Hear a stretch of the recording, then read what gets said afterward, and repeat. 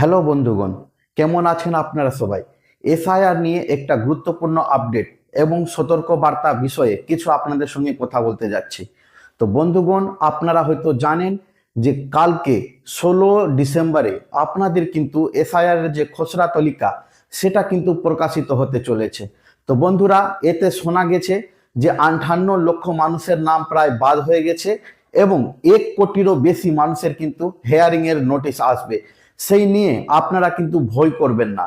অনেক ব্যক্তি আছে এমন যারা নোটিশের নাম শুনে তারা ভয় পেয়ে গেছেন এবং অনেক ব্যক্তি আরো আছেন যে তাদের নাম বাদ যাওয়ার কারণে ওরা কিন্তু হতভম্ব হয়ে এদিক ওদিক ছুটে পালাচ্ছেন, কি করবেন ভেবে পাচ্ছেন না। সেই জিনিস নিয়ে আজকের ভিডিওতে আমি আপনাদের সঙ্গে আলোচনা করব। তো বন্ধুগণ, যদি আপনাদের নাম বাতিল হয়ে যায় বা হেয়ারিং এর নোটিশ আসে তাহলে কিন্তু আপনারা একদম ভয় পাবেন না। আপনারা আগে জানতে চাইবেন বিএলওদের কাছে যে আপনাদের কি কারণের জন্য নামটা বাতিল করা হয়েছে।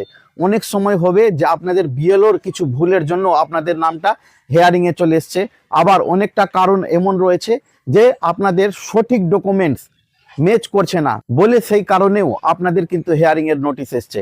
আর বেশি নোটিশ এসছে বিবাহিত মহিলাদের। যাই হোক বন্ধুরা, যে কোনো কারণে হোক আপনাদের নামে যদি নোটিশ আসে বা বাতিল হয়ে যায়, তো সর্বপ্রথম আপনারা কিন্তু আপনাদের কারণটা জানার পর আপনারা কি করবেন, আপনারা আবেদন করবেন। আপনারা আবেদনটা কোথায় করবেন? আপনারা আবেদন করবেন আপনাদের ব্লক অফিসে গিয়ে। সেখানে কিন্তু আপনাদের রিঅ্যাপ্লাইয়ের ব্যবস্থা করা রয়েছে এবং যদি সেখান থেকেও যদি আপনাদের কোনো ডাটা রিজেক্ট করে দেওয়া হয় তাহলে কিন্তু আপনারা সেখান থেকে আপনারা মালদার একটা অফিস রয়েছে সিইও, সেখানে গিয়ে আপনারাও কিন্তু আবেদন করতে পারেন।